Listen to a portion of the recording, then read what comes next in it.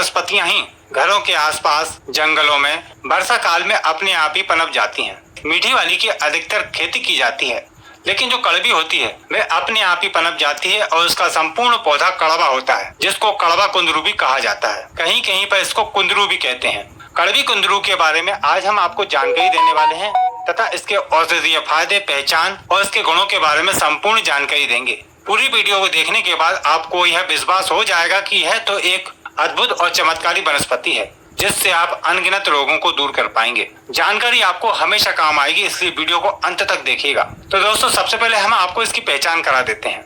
कड़वी कुंदरू जंगली बेल की तरह बाग बगीचों में पेड़ पौधों पर लटकी हुई आपको मिल जाएगी। इसके पत्ते जो होते हैं वे परवल के पत्तों की तरह होते हैं, जो त्रिकोण या फिर पंचकोण आकार, दंतुर और गोल होते हैं।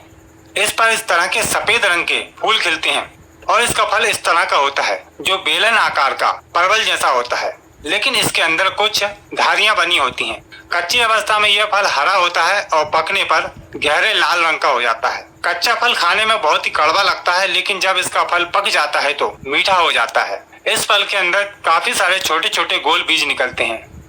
आयुर्वेदिक मत अनुसार यह लघु, रूक्ष, तीक्ष्ण, कसेली, विपाक में कठोर, उष्ण वीर्य, कटु, पौष्टिक, रुचिकारक, वात प्रकोपक, दीपन, वामक, रेचक, मृत्यु उत्तेजक और रक्त शोधक होती है। यह मूत्र संग्रह है। यह स्वेदजनक, ज्वारघन, कमला, रक्तपित्त, श्वास, कास, शोध, पांडु और मधुमेह नाशक होती है।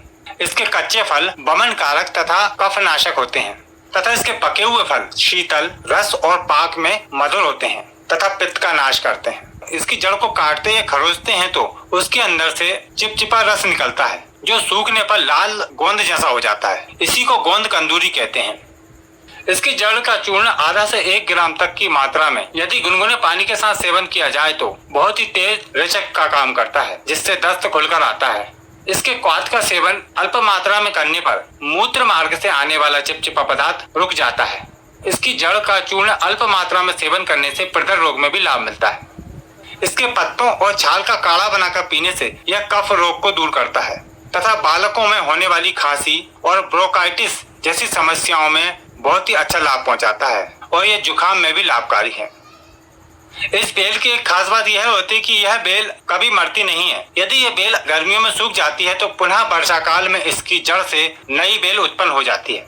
अलग अलग क्षेत्रों में अलग अलग नाम से इसको जाना पहचाना जाता है। संस्कृत में इसको बिमी, बिमाफल, कटुतुंडी, हिंदी में कंदूरी, कुंदरू, कुंडली, गुललाख, गुलकाख, तिकोल, कटु कुंदरू, मराठी में ओड़ली, बंगाली में कुंदरकी और इसका लैटिन नाम है कोसिनिया इंडिका। दोस्तों, आप भी हमें कमेंट करके बताएं कि आप कौन से क्षेत्र में इसको क्या नाम से जानते पहचानते हैं।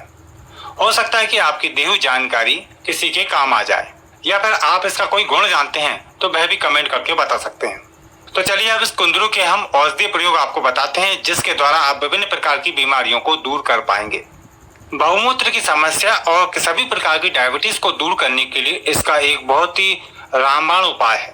इसकी जड़ का ताजा रस 1 तोला तथा इसके पत्तों का चूर्ण 4 से 6 मासा तक बंगेश्वर और सोमनाथ रस की एक गोली के साथ रोजाना कुछ दिनों तक सेवन करते हैं तो रोगी पूरी तरह ठीक हो जाता है तथा साथ में इसके पत्तों की सब्जी बनाकर भी खाना चाहिए।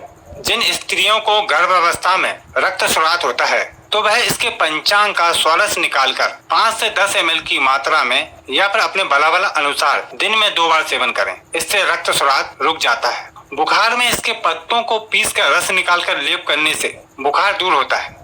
इसके पत्तों का रस निकालकर कान में 2-2 बूंद टपकाने से कान का दर्द तुरंत ठीक हो जाता है।